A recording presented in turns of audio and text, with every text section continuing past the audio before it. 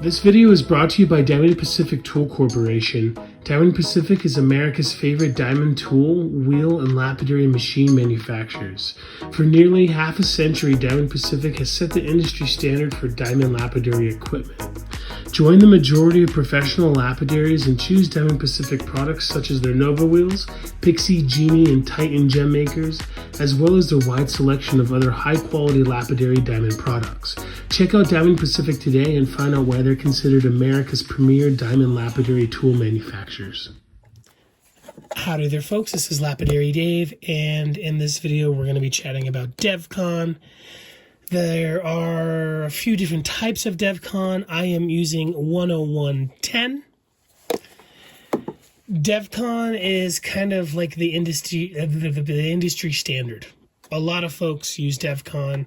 In the past, I've done videos using JB Weld and JB Weld Steel Stick, which is all right. I like the look. I even like that it kind of rusts. But the last month or so, I've been using Devcon exclusively, and I just love it. I love the look. I love how thin you can get the Devcon without having to flat lap it like I have to with JB Weld and Steel Stick sometime.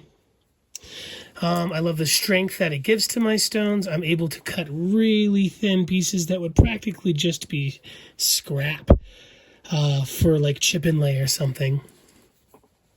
It's really lightweight, so when you're charging for weight of stones, you don't have to be concerned about having something very heavy like with Steel Stick. Yeah, a lot of people consider Devcon to be the industry standard. Now, I am hearing that there's Paleo Bond makes a backing formula, and it comes in different colors. We're definitely going to have to try that out. I'd love to see like red or brown or something. To my knowledge, you can't really dye Devcon. Before we get into the Devcon, we're actually going to use it in this video. We're going to use it on some turquoise. Let's talk about why you would use a backing formula. There's a few different reasons. One is if the piece is super thin, it adds a little bit of strength to the material to where it can actually get worked. The stone might have snapped in my hands if it wasn't backed. Another reason is if the stone is crumbly, like say it's unstabilized and it wants to crumble on you. I'm stabilizing this beautiful piece of 100% natural stone and it's been breaking on me. It's hard enough to take a polish, but it's kind of crumbling. Backing a stone can kind of stabilize the material. It keeps it from breaking on you or crumbling on you or shattering on you. You know, like cheap unstabilized material kind of crumbles. Hard stone shatters. That's another reason. Sometimes you want the stone to be lifted up a little bit for a particular size of bezel. On all of my stones, 99% of them, I focus on a good bezel. Or girdle rather, that you would use the bezel, you would use to put the bezels, the silver, to bezel the stone on your piece or whatever you're doing. Even my super thin ones, I try to get an 11-degree angle-ish, and I really pay attention to the girdle. Now, backing the stone can raise that up a little bit. It can also cushion the stone. It adds a little bit of longevity. You know, if you slam your natural Sleeping Beauty stone on a glass table or something, it can actually crack inside of your setting, where the backing formula can actually keep it from breaking. Lots of different reasons to back. I've been backing a lot of stuff. In the case of this Iranian turquoise here, it did not need to be backed, so I didn't do it. All the pieces I have up here are going to be backed. Some of these are thinner and they're a little irregular. I don't really, unless I'm commissioned to do so, put out stones that are irregular like that. You see that in a lot of older Native American jewelry. I think it looks great when it's done right, but for the most part, all of my turquoise is going to be really even across the dome. I think it just has the look of a higher quality piece. So this particular piece is going to be a little bit thinner. It's 100% natural, so it's going to get backed. Same with some of these. They're going to be a little bit thinner by the time they're finished. Especially this one. This one is super thin. It's borderline transparent, this piece of Kingman. It's got to get backed. Not that I couldn't do something with this, but it might snap in my fingers, being a hard stone, so it's going to get backed. Another thing that backing formula does is it can fill in like some pits on turquoise. For instance, this piece here has that pitting right there. You don't really need to fill in, but it can kind of get rid of that. When you're setting your stone, you want your stone to be 100% flat. You don't want it rocking. You don't want it rocking on your flat piece. Like, let's come over here. Like, you don't want it rocking. Or maybe this side right here. Yeah. You don't want it rocking when you're trying to set the stone. So if you have a piece of stone that has a big pit in the back, you can use it to kind of grade the turquoise flat, right? This one is actually going to get cut, and then I'm going to flat lap it like I did this one before I use the backing formula to make it nice and flush and flat. Sometimes you'll see folks like this right here. I flat lapped it. It's totally flat. It can totally go into a silver setting without interrupting the design very much. I'm going to add backing formula. I think it's a better look. And then again, it adds longevity. It adds stability. But yeah, it's another reason why some people back, especially if there's something irregular. I've seen people fill in with so much backing formula, like something like that. Like, in order for it to be flat, it's quite a bit of backing formula. But if they want to maintain the size for their design, that's kind of something that needs to happen. In my case, this weird botroidally Kingman, it's going to get cut and before it gets flat lapped and then backed. Some of these pieces of stone, I can totally just flat lap before I back them. Like this one here, I'm going to flat lap it and then go ahead and back it. That's what I did with this beautiful piece of 100% natural polychrome Hubai, whatever. Yeah, I just flat lapped it. But some of these, I just cut. Like this one is sliced. I don't need to flat lap it. It's already flat enough. It doesn't need to be 100% flat, just mostly flat. Yeah, and unlike, like I said before, with a steel stick, I didn't flat lap any of these. They just came out really flat with the process that I'm using. I'm super inspired to make this video by my good friend Kim E, MT, and Full. Full and MT are professional turquoise cutters and silversmiths. They can use anything they want, and they use Devcon. Yeah, so before we go slice some stone, I want to talk about the different Devcons really quick. I've only used the 101, and I think it's the 102. My grandfather used to use Devcon for some projects back in the day, and I haven't used them since in maybe 8-9 years. But the one I'm using right now feels like it takes hours, like at least like 12 hours to really harden, which is fine because when I get my mix, I have more than enough time to, work some stone. You kind of want to have more stone than Devcon, right? You don't want to mix up a bunch of Devcon and not have enough stone to use it with. For the most part, this stuff is kind of expensive. I think this is like between $75 and $100 for the pound of this.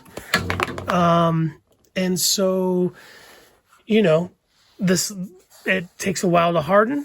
Every time I've Devcon stone since I started doing it again, I always have a little bit of Devcon left over, and I have time to go to my saw, cut a stone. Or a bunch of stones to use up the rest of the Devcon, or go ahead to the flat lap and flat lap some nuggets and get that ready for the Devcon. That's really nice. I was talking to MT in Full, and MT said, the other one's good like for a quick project. Someone wants that stone done today. So you use the 5-minute version. I think it's 102. Don't remember. just bringing it up. There are a few different ones. This came with some paperwork, and I think there was like quite a few different ones of these. But I believe the 101 and 102 are what most people are using.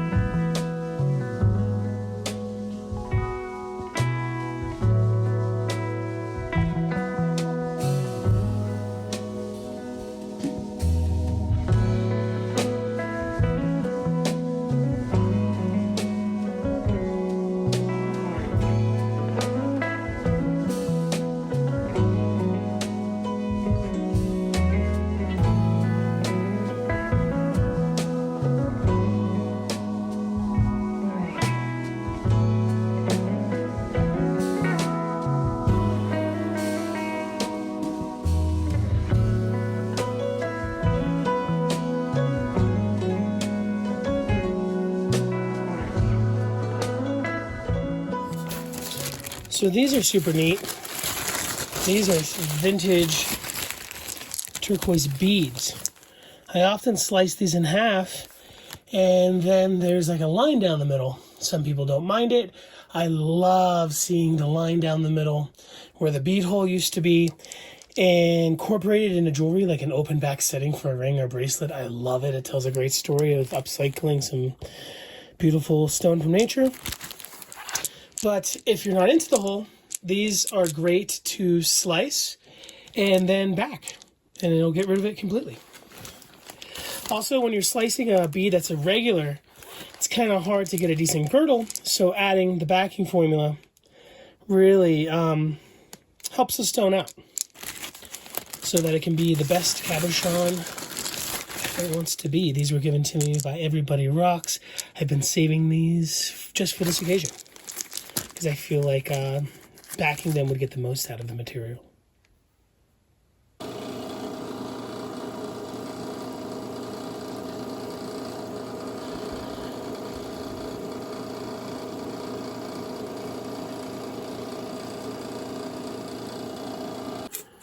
All right, we have a nice, beautiful tray full of all kinds of different beautiful turquoise from all around the world.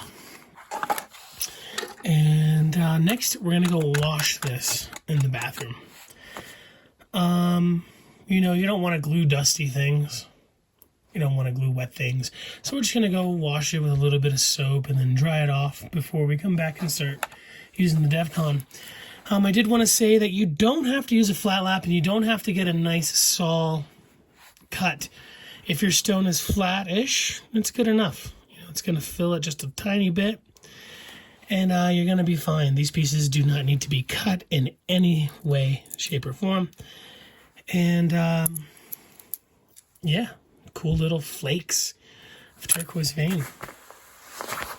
Now, I didn't say this in the beginning of the video, but I thought maybe it was just kind of obvious. You can do all kinds of different stone. You can do variscite. I see people do it with sugilite. Ooh, just pretty much anything you need backed, cushioned, slightly stabilized, or even raised.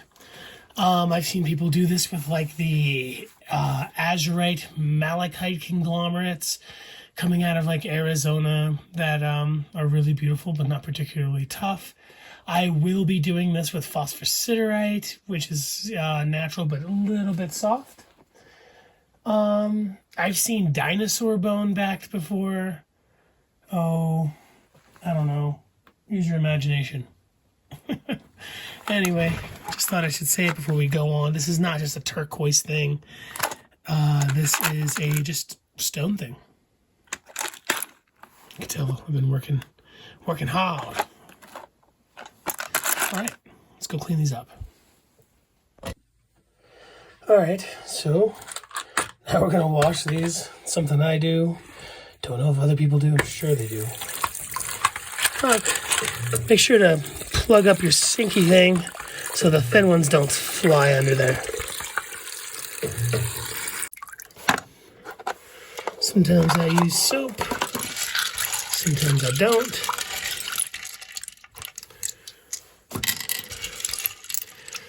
Kind of just removing the mud, like on some of these that I flat lapped. Let me find one real quick. I have like a pit or pock. Some of the sludge can get stuck in there. So try to get it out. All right, so after we wash them, we dry them off. Lynn, give me a hand. You want to show them your favorite one, Lenny? Where'd it go? Was that it? Yeah. Picked it out right away. Nugget. They have nice taste. Charlie tuna. What do you think? What do you think, kitty cat? Nah. All right. We got the turquoise all dried and cleaned quite a bit. Now we're gonna set it up. So I think my good friend Full and MT told me about the parchment paper on the tray. So you're gonna want to use something really flat. This is a cheap $3 cooking pan. If you look, it has a little bit of texture. And so does this parchment paper. And I've done both. And these backed pieces here, actually their texture, let me see if I can get it, I gotta move it into the light. That's the texture of the parchment paper. Oh, sorry, jumping around on me. It's not bad. It's, you know, it's got like a linear grain or whatever, but it's super flat. And it's cool.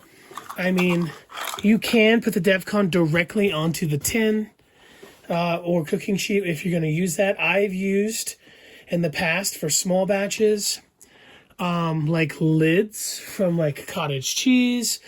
A batch that I did for Kimmy, I used my Sterilite like large plastic kick-tote container lid. The problem with that is I didn't notice the spot that said Sterilite. I pushed a piece of my stone of her stone onto that section, and it left an impression the section that says Sterilite. It's still flat. It's kind of neat. Maybe one day if that stone decides to be put into some other setting, someone will discover it. It'll be really cool. Kind of cool. Whatever. To avoid that, I use a cooking tin now instead of like old kick-tote lids and stuff. This was like $4. The parchment paper, I think, was exactly the same price or whatever.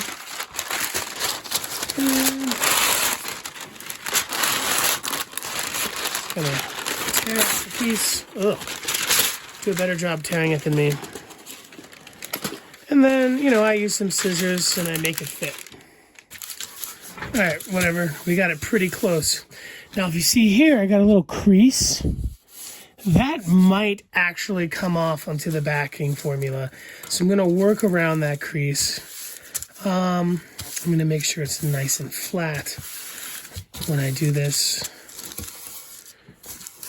I don't want it lifting or anything. But we're good. We're good. So now it's the dreaded mixing part, my least favorite part. I'm going to be using some gloves. I got these cheap $12 for 50 piece nitrile gloves, which are supposed to be black, but I guess they're dark blue now, from Harbor Freight. These are pretty awesome. I used to even recycle these. These got a little tricky to find there for the last couple of years. These ones are thick enough to be recycled when I'm grinding with them, but after I Devcon this stuff up, I don't think I'm going to be recycling these gloves. Anyway, use the gloves that are right for you. And now we're going to mix. This stuff is tough. Super tough. It's a bit of a workout for me maybe it's not for you folks, but I never look forward to the mix. Again, I'd rather have too much Devcon and have to slice more turquoise than have too little and have to mix more. Now, here is the trick to Devcon. I probably should have said this in the beginning of the video. This stuff, this putty, is 9-to-1. It smells like popcorn. 9 parts of the putty to one part of the activator. The first time I got back, well, when I did this live after not doing it for years and years and years, actually, I don't even remember mixing the two. I think maybe Ruben did, and I just mixed the putty and put the pieces down. I weighed out anyway. I used a scale to weigh out the putty 9-to-1 the best I could. I'm not going to do that here. The last 3 or 4 times that I did this, I didn't do it, and everything worked out fine. Now, is it better to have a little bit more activator than you need just to make sure you have enough? I don't know. But I've been eyeing the 9-to-1. This stuff is super hard to get out of the jar. I'm using a popsicle stick. I wish I had thicker popsicle sticks, but I bought the thinner ones because it was 50 cents cheaper. Don't be like me. Buy the good popsicle sticks. Now, here's the trick. Eyeing it 9-to-1 isn't really 9-to-1, especially since this putty is so much heavier than the activator. Ugh. Just, yeah, get yourself some good sticks. Don't be like me.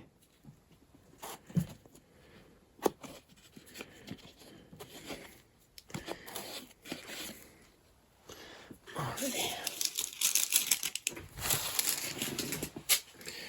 Good thing I brought 2, but they're both already kind of bent. Whatever.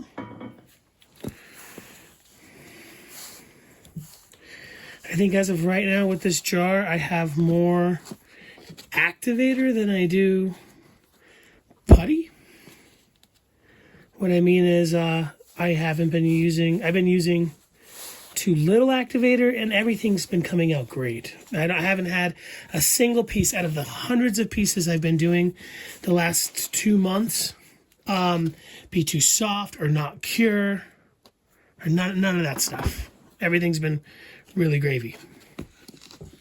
I haven't had a single piece where I pushed the piece down and the next morning the turquoise is exposed on the back. I do have that problem with Steel Stick and JB Weld. Have not had that a single time with the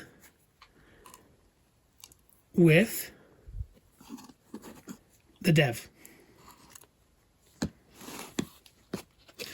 Like I said, the stuff is light compared to the putty, so it's not just a visual 9-to-1. Weigh it out, folks. Don't be like me. Just do it the right way. I don't have a very good way of weighing it out. I mean, I guess I could figure it out with like this parchment paper and blah, blah, blah, blah, blah, whatever. I'm just doing it this way. So far, so good. And tomorrow, because we're going to let this sit overnight after we're done, we will see if I messed up or not. If I messed up, that would really suck. All right, now we mix. And I believe the instructions say you mix for 4 minutes. Don't go off of time, folks. Go off of how well you know this stuff is mixed. This is not easy. For some of you, I mean, some of you guys you do this all the time and you have your techniques. If you have any cool techniques to make this easier, feel free to let me know. But, yeah, mixing it is a bit of a workout. You want to do it right. Make sure to scrape down to the bottom where, like, some of the putty might not be getting to some of that activator. Now, on the 2 putties, the 101 and the 102. Is it just the activator that's different? That's making it settle in like 5 minutes? I don't know. Is it both of them that are different? Are there any of the other Devcons that you guys like that you use over 101? Feel free to let me know.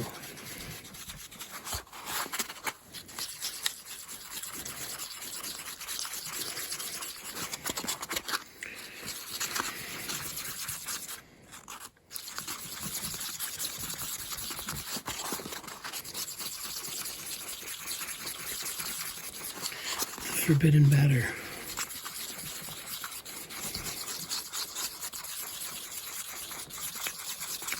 I've seen people apply this 2 different ways.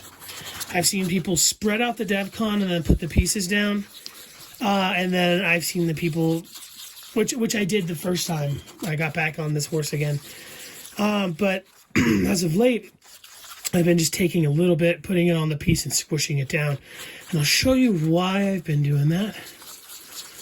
It might be a little bit more wasteful than spreading it thin. Like, I think most pros would probably, make sure they have more turquoise than Devcon. Just this way you get every single ounce of this stuff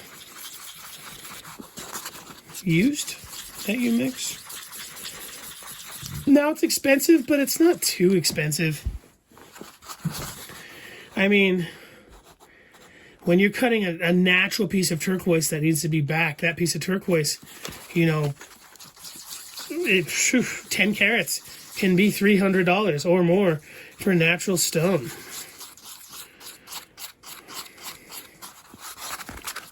So what is, 25 cents worth of Devcon? Maybe, I don't know how much of it's waste. With me, maybe a pretty good percentage. Not 50% though. All right, I think we're pretty good. We're just gonna do a little bit more just to make sure.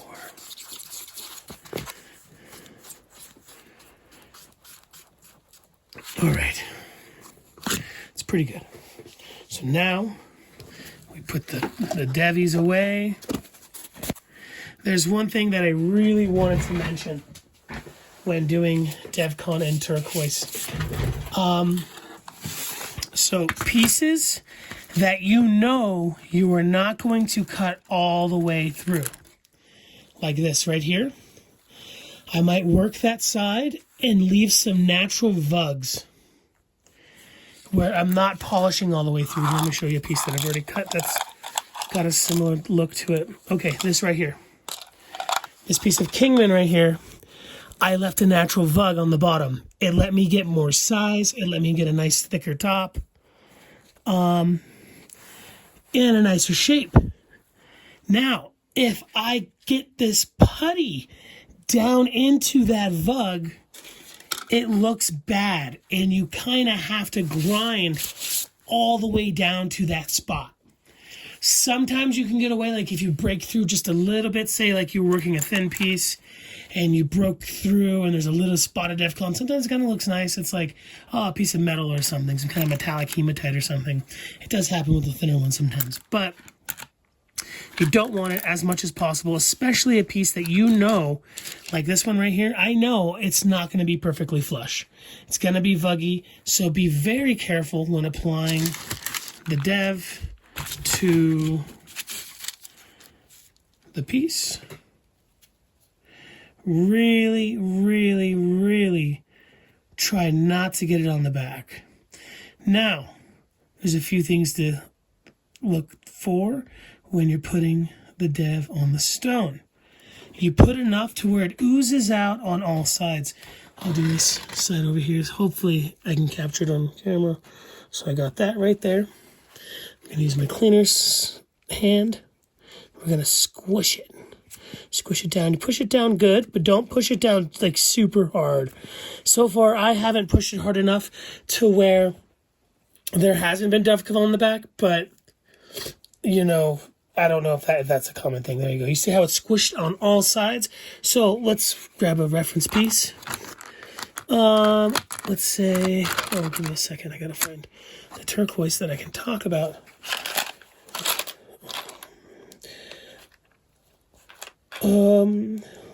This is kind of a good example, kind of a bad example. So if you look at this one, it's gonna get filled in on the back. This is the back, this is the front. But right here, it's gonna get filled in on the back where it's not gonna be perfectly flat. That spot's gonna be filled in. You want it to go out of all sides. This way, all of the pieces that are like this, that have a spot that needs to be filled on the outside of the stone, gets filled. So I'm going to pull my camera back up. Oh boy. That stinks. I'll take care of it. Oh. And, you know, if you got to change your gloves because they get too dirty and you're messing up your vuggy pieces, just do it. I mean, the gloves aren't cheap like they used to be. I used to get a 50 pack from Walmart for $4 pre-virus. I'm gonna switch over here. I'm gonna just boom. Yeah, switch it out. I mean, if any piece of turquoise that you're backing should be worth its weight. Making sure that it's oozing out on all sides. I'll do a couple that I'm not worried about before I go ahead and change my gloves. Yeah, just change your gloves if you feel like you have to. It's any turquoise that you're backing should be worth more than a set of gloves from Walmart. Well, Harbor Freight. Boo, boo, boo, boo. If you don't push, it's not going to have, if it's not oozing out, there's a good chance. Like, look at that. I totally got it on the face. If I wasn't grinding through that, that would totally suck. Make sure it's oozing out on all sides. I'm just going to go ahead and change the gloves. It kind of sucks that I got to do that. These gloves are they're like super nice gloves. All right, let's do a few more together, and then we're going to just fast forward through this. I think after this next one, I'm just going to switch popsicle sticks too, just for cleanliness. Again, I don't need to be perfect. I don't need to be perfectly clean on all pieces, just anything that's vuggy that you know you're going to keep vuggy. This one is not one of those pieces.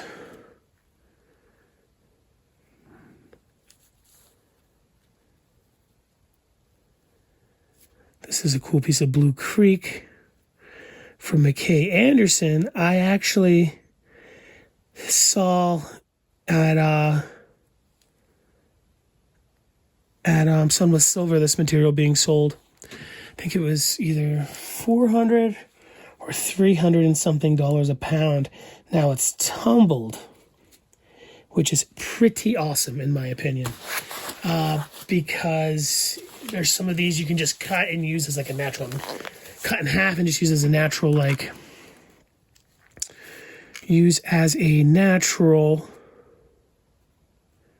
nugget cabochon shape, like the piece that we showed earlier that Lynn likes. Like she wants that one kept as a nugget, where you don't grind off the natural bots. See it oozing on all sides. And just be careful, don't use oversized gloves. I keep getting it on my pointer finger. I think this pointer finger is the piece that's getting most of the natural vuggy, well, the ones that are going to be vuggy, dirty on those vugs. Anyway, there's room right there for that one. No room wasted. And yeah, this stuff, it'll pop, it'll peel right off the parchment paper in the morning. Don't mind the parchment paper look. I have seen some other people who just have like this really, really flat look to their pieces. I'm going to go ahead and just put this one on this spot where there was a guab that fell.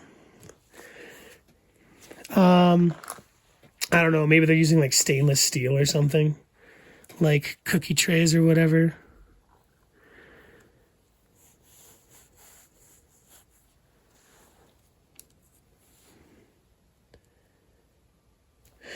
Anyway, a lot of people were like, man, what a waste of a video, you know? That's just Devcon. Well, Devcon is awesome, and it's definitely worth making a video on. I'll be honest, you guys probably heard me say it, like, you know, I wouldn't back turquoise. I just didn't need it no matter what size it would come out and stuff. And I'm really, really loving the Devcon. I love the look. I love what it's doing for the pieces. If you guys check out my Facebook and Instagram or TikTok, you can see like these pieces. I've been making this video series where I post the pieces that I've cut that day, once or twice a day, and they're all backed. Some of them are super thin, and you know, they're thin, but I am charging very little money for them. Some of those pieces that you'll see in those videos, I'm charging $4 for, you know, $4 or $5, $4.50. And, you know, where those pieces can be in the ring, and after they're incorporated into jewelry, they'll look just like a piece that I would have had of charge, you know, $30, $40, $50, $60. They can be pretty sizey. The pieces that I sold to my friend Eric, who that I posted on my community post not too long ago, some of those larger pieces were thin, and they were huge, like for what they were, like bigger than $half size pieces, and they were probably, you know, under $30 each, where if they were, you know, thick and wide and stuff, they'd probably be closer to $100. This stuff, I just made a mistake cutting this Nako, so I'm gonna go ahead and back it. Never seen Nako backed. It's just a material that doesn't need to be backed, but the pyrite, the brachiated pyrite, is, you know, relatively not fragile, but not particularly tough. So I imagine it being so thin and me trying to cab it and get some kind of dome, it's just better just to back it, you know what I mean? Gotta be very careful. That's a very vuggy one right there that I just put down. Oh, that piece of Kingman. Make sure not to get anything in it. Some people's designs need a non-backed stone. You know, I can see where some wire wraps might be impeded by a backed stone design-wise. But most people don't mind, especially silversmiths. Now, let's say you're cutting a really, really expensive natural stone. Like, you know, some real vintage rock hard Kingman, like some Webby stuff, you know. Or let's say some Morenci, original Morenci, which can be $30 a carat. How much weight is the backing formula? You know, on a $4 cabochon that you're getting that's the size of a quarter, it doesn't really matter. The backing formula kind of let you have that piece, that size, where otherwise wouldn't have been able to be had. But on a $30 a carat piece of like Morenci or something, you know, or Caraco Lake or Cerrillos, let's say 1.5 carats, that's $45 for the backing formula. If they're charging $30 a carat, $30 a carat is $150 a gram. You know, here's the thing. A lot of those pieces, again, they needed to be backed to be able to be incorporated in jewelry or taken seriously as a professional piece. You know, like we talked about earlier, a lot of stabilized turquoise, excuse me, a lot of non-stabilized turquoise, even though it's rock hard natural stone, is so hard that it shatters. I like to say, you know, stabilize, no, excuse me, chalk, or was it, chalky natural turquoise crumbles. Hard natural turquoise shatters. Now, you know, we're splitting hairs on that, and you know, you might be like, well, that definitely crumbled instead of shattering, Dave. I don't know what you're talking about. I'm just being a little turn of phrase there. Don't take it too seriously, but in my experience, it is a little bit more of a shatter on the harder stones, where the softer ones crumble. Both can be prevented by backing formula. I'm so happy we're getting this done. I had to go out of my way, really, to find pieces that needed to be back. I'm really, really working on not... Ugh, good thing that is not a vuggy one. That one's definitely going to have its whole surface worked. What I was saying is I'm really working on not mindlessly just cutting turquoise. You know, if you have anything worth its weight, you don't want to just cut it just for cutting's sake, you know? You really want to save it for one of your designs, or when somebody's design comes around, you know, years later. Now, stabilized material, and just... like, oh, see, I just got some of a black there on the vuggy piece. I'm going to have to grind that out. Luckily, I do think I'm going to go at least that far. But I need to be more careful or change my gloves. I'm really going to try to not have to change my gloves, because I already changed my gloves once. What's the math on that? 25 pairs for $12. It's about 50 cents a pair. And it's not really that. It's just that Walmart, they sell some kind of glove that has like a spider on it or something that is a similar quality. But I think it's like $28. And then I think it's for like 40 of them or something. 40 pairs or maybe 30 pairs. Like, they're just so expensive. The glove industry was loving the last 3 years.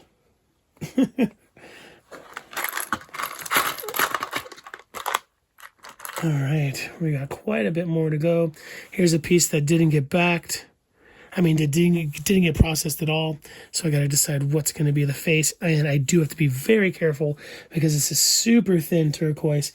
And if I get any on the surface of the other side, I could probably completely ruin it for this piece.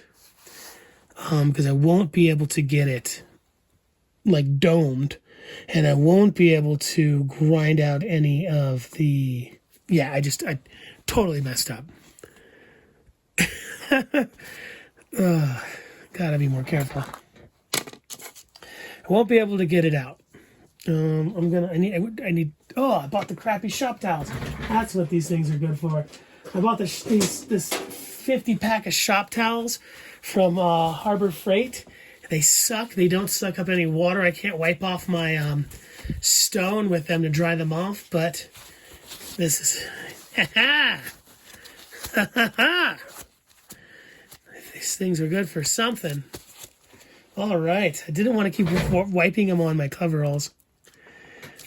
Anyway, I'm going to go ahead and fast forward this. You guys are probably already sick of me rambling on about whatever.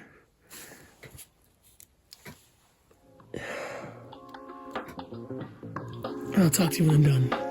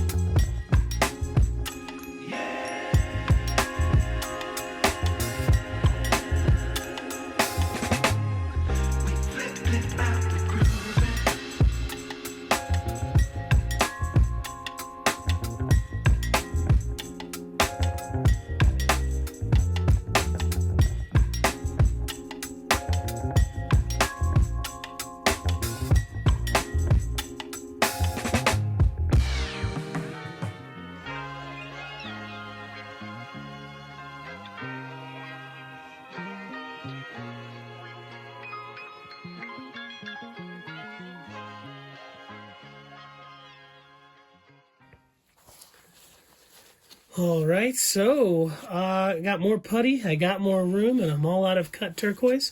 So I'm going to go ahead and cut some more. I'm going to fill up. I feel like by the time I fill up the spot, we'll be done with the puds. Then I'm going to let it sit overnight. And in the morning, we're going to be good to go.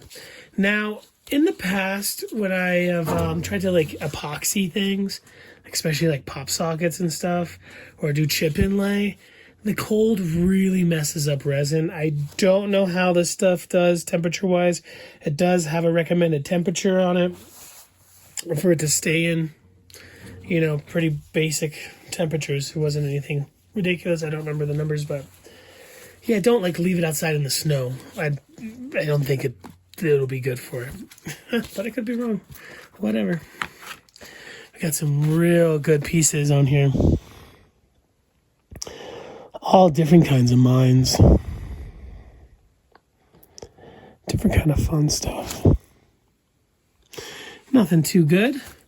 Not that you folks aren't worth it, but like I said, I try not to mindlessly just cut finer turquoise without, you know, design in mind, or, you know, just to cut it for cutting's sake, you know.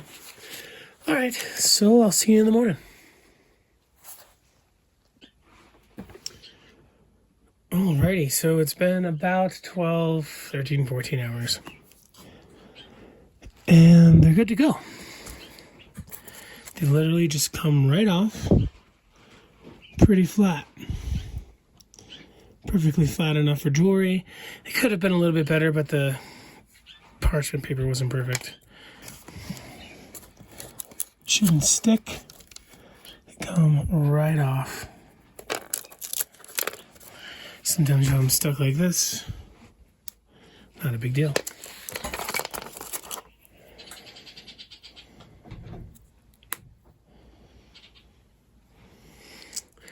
Easy peasy, lemon squeezy.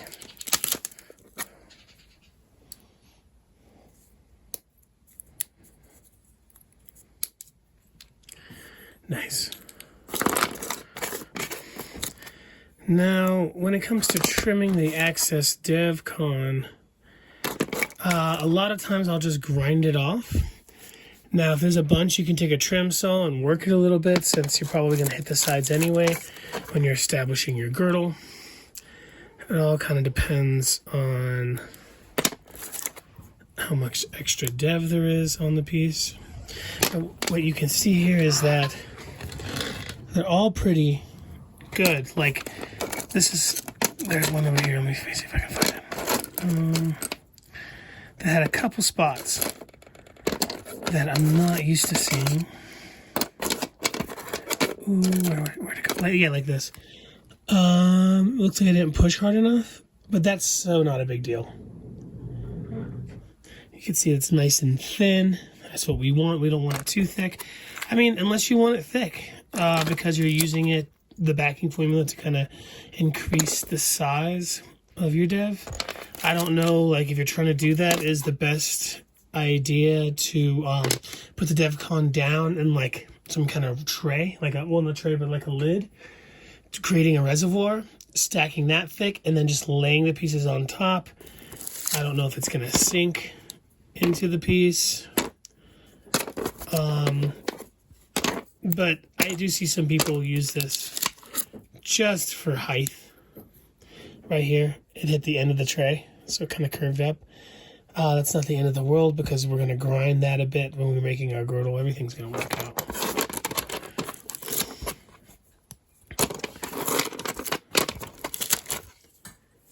Yeah, I've never seen that happen before. Did I just not push all the way? It's going to be totally fine. And you can flat lap these a little bit if you need to. I often flat lap these pieces when I dop them, like a small piece that I dop that is backing formula. I want to get the glue off from me dopping with super glue, and I then take it to the flat lap. Okay, here's another first for me, but not a big deal because that's going to get taken away when we're establishing our shape and our girdle. Didn't go all the way through there. Did I just not push it down enough to where it's globbing all the way? Did it just blow out just now? Is this piece of it? I don't really know, but it's not a big deal. Yeah. Okay, everything came out pretty good.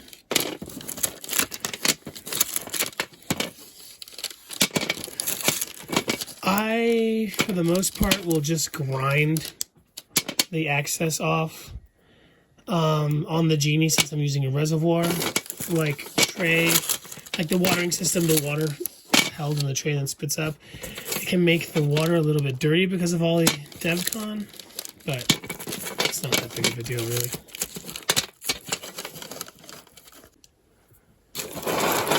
Yeah, so it's easy enough to trim it with the saw if you got a lot of excess. If you got just a little bit like this, I go ahead and grind it.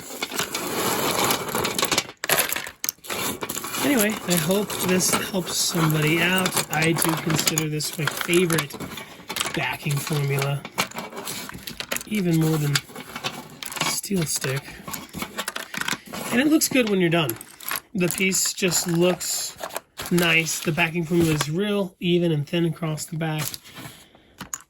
And it lets you do a lot with your stone that you might not have been able to do if you didn't do it to it.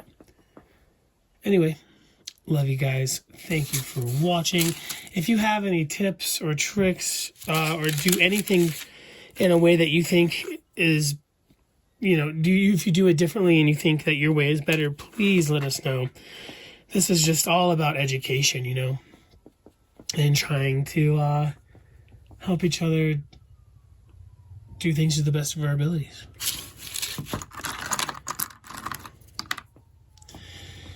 I think next, for my next backing formula video, I will be trying out the Paleo Bond colored stuff. I haven't even seen it online yet, though.